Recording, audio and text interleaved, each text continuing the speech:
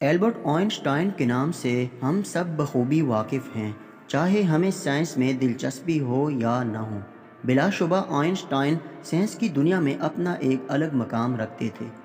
Modern science کی چند اہم ستون ایلبرٹ آئنسٹائن کی کاوشوں سے ہی کھڑے ہیں۔ ایلبرٹ آئنسٹائن ہسٹری کا اتنا بڑا جینیس تھا کہ وہ اکیلا ہی ہزاروں سائنٹسٹ سے زیادہ دماغ لڑا سکتا تھا۔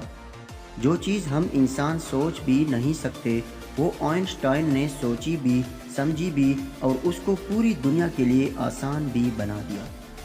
Dear viewers, welcome back to Zaam T. ناظرین، ایلبرٹ آئنسٹائن ایک فزسسٹ تھے جنہوں نے تھیوری آف ریلیٹیوٹی E=mc² اور فوٹو الیکٹرک افیکٹ کے لاز بنا کر پوری دنیا کو حیران اور پریشان بنا کر چھوڑ دیا تھا۔ اسی وجہ سے آئنسٹائن کو نوبل پرائز سے بھی نوازا گیا تھا۔ ان کی ایکسٹرا آرڈنری سوچنے اور سمجھنے کی صلاحیت دیکھ کر لوگ سمجھتے تھے کہ آئنسٹائن کے پاس ایک اسپیشل برین ہے جو ہم عام انسانوں سے کافی زیادہ مختلف ہے۔ اس بات کا خود آئنسٹائن کو بھی اندازہ تھا، اسی لیے وہ نہیں چاہتے تھے کہ مرنے کے بعد اس کی باڈی کے کسی بھی حصے پر ریسرچ کی جائے، بلکہ انہوں نے تو یہ انسٹرکشن دے رکھی تھی کہ مرنے کے بعد اس کی باڈی کو جلا کر راکھ کر دیا جائے۔ اور پھر وہی ہوا جس کا آئنسٹائن کو ڈر تھا۔ 17 اپریل 1955 کو آئنسٹائن کو سینے میں تکلیف شروع ہوئی اور اس کو پرنسٹن ہاسپٹل میں ایڈمٹ کیا گیا، تو اگلی صبح یعنی 18 اپریل 1955 کو آئنسٹائن کی موت واقع ہو گئی۔ اس وقت ایلبرٹ آئنسٹائن 76 ایج کے تھے۔ ناظرین، آئنسٹائن کی موت کی وجہ ہارٹ فیلئر تھی اور آئنسٹائن کی موت کی خبر دنیا بھر میں پھیلنا شروع ہو گئی۔ لیکن ہاسپٹل میں کچھ عجیب ہو رہا تھا۔ ناظرین، جس برین کو استعمال کر کے پوری دنیا میں آئنسٹائن نے اپنی ایک شناخت بنائی ہوئی تھی، اسی برین کو کوئی چرانے والا تھا۔ ایلبرٹ آئنسٹائن کا برین چرانے والے ڈاکٹر تھامس ہاروی تھے، جن کو اپنے ساتھ ہونے والے انجام سے زیادہ اس اسپیشل برین کو اسٹڈی کرنے میں دلچسپی تھی۔ ڈاکٹر تھامس کوئی برین اسپیشلسٹ نہیں تھے، بلکہ اس کا کام صرف آئنسٹائن کی موت کی خبر جاننا تھی۔ ناظرین، جیسا کہ ہم پہلے بھی ذکر کر چکے ہیں کہ آئنسٹائن کبھی بھی یہ نہیں چاہتا تھا کہ اس کی موت کے بعد اس کے جسم کے کسی بھی حصے پر ریسرچ کی جائے، اور ایسا کرنا آئنسٹائن کی خواہش کے خلاف تھا۔ ڈاکٹر تھامس نے آئنسٹائن کے برین کو نکال کر ایک مضبوط جار میں محفوظ کر کے سیدھا آئنسٹائن کے بیٹے کے پاس چلا گیا اور اس کو اس بات پر آمادہ کرنا چاہا کہ وہ آئنسٹائن کے برین کو اس کی ڈیڈ باڈی سے نکال کر اس پر ریسرچ کرنا چاہتے ہیں۔ آخرکار آئنسٹائن کے بیٹے نے ڈاکٹر تھامس کو اجازت ہی دے دی۔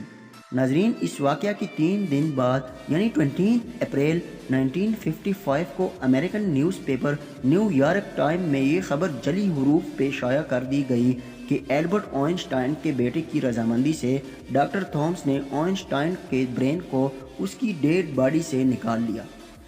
یہ خبر سامنے آتے ہی اگلے روز میڈیکل اسپیشلسٹ آئنسٹائن کے برین کو دیکھنے کے لیے ہاسپٹل پہنچنا شروع ہو گئے۔ پرنسٹن ہاسپٹل کی انتظامیہ ڈاکٹر تھامس کا انتظار کر رہی تھی، کیونکہ آئنسٹائن کا برین ڈاکٹر تھامس کے پاس تھا، جسے ڈاکٹر تھامس نے اپنے گھر میں چھپا رکھا تھا۔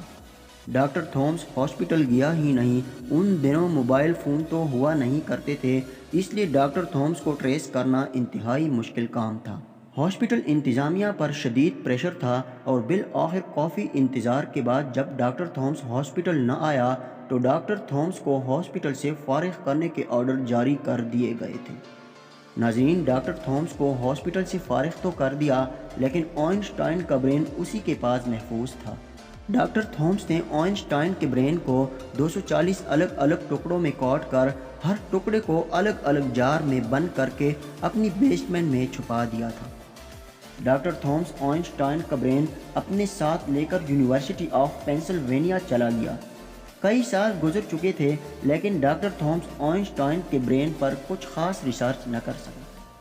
1955 میں برین چوری ہونے کے 30 سالوں بعد یعنی 1985 میں پہلی بار آئنسٹائن کے برین پر ایک سٹڈی پبلش کی گئی۔ اس کے بعد اگلے 28 سالوں تک اس جینیس برین پر دنیا بھر کے نیورو پیتھولوجسٹ نے کئی سٹڈیز پبلش کی، جس میں بتایا گیا کہ آئنسٹائن کا برین عام انسان کے برین سے کافی مختلف تھا۔ آئنسٹائن کے برین کا پیٹرن بھی عام انسان کے برین سے کافی مختلف تھا۔ ریسرچرز کا ماننا ہے کہ اس کی وجہ سے برین میں نیورون کا فلو کافی بہتر تھا۔ نیورون کے اچھے فلو ہونے کا مطلب ہے کہ ان کی میتھمیٹیکل کیلکولیشن کی پاور کافی زیادہ طاقتور تھی۔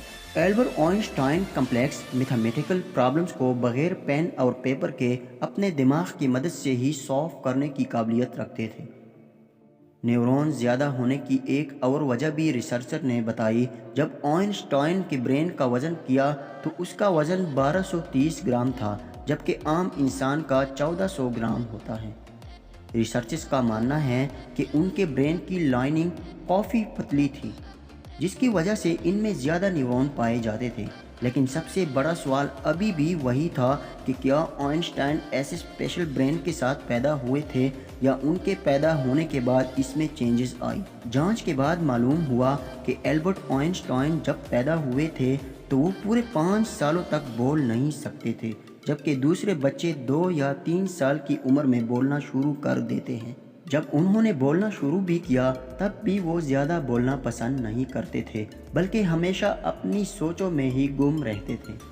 ان کے پاس چیزوں کو میمورائز کرنے کی پاور کافی کم تھی، یہاں تک کہ ان کو سمپل میتھس کے ٹیبل بھی یاد کرنے میں کافی مشکل ہوتی تھی۔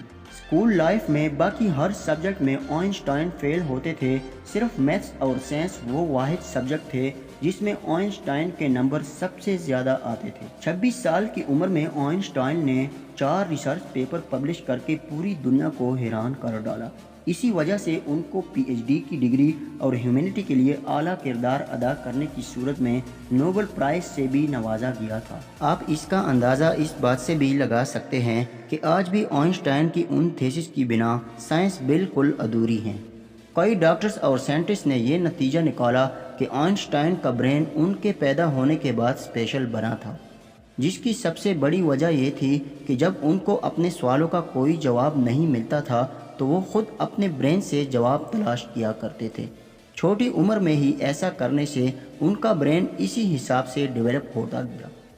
آئنسٹائن کا یہ ایکسٹرا آرڈنری برین امریکہ میں واقع دی میٹر میوزیم میں آج بھی موجود ہیں۔ امید ہے زام ٹی وی کی آج کی یہ خوبصورت ویڈیو آپ لوگوں کو بے حد اچھی لگی ہوگی۔ زام ٹی وی کو سبسکرائب کریں، ویڈیو کو لائک اور شیئر ضرور کریں۔ اللہ تعالی ہم سب کا حامی و ناصر ہو۔ ملتے ہیں اگلی شاندار ویڈیو میں، تب تک کے لیے اللہ حافظ۔